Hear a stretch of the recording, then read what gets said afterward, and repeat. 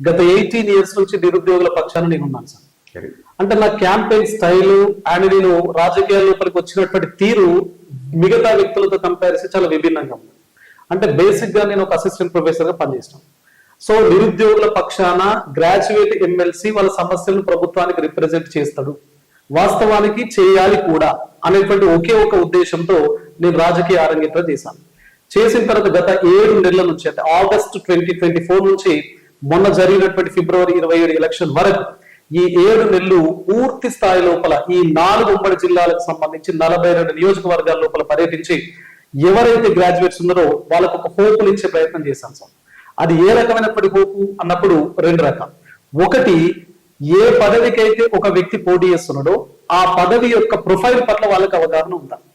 అంటే పదవి అలంకారప్రాయంగా ఉండొద్దు, ఆ పదవి వచ్చిన తర్వాత తప్పనిసరిగా ప్రభుత్వం పైన కొట్లాడాలి, ప్రభుత్వానికి విజ్ఞప్తి చేయాలి, సమస్యలు తీసుకెళ్ళాలి.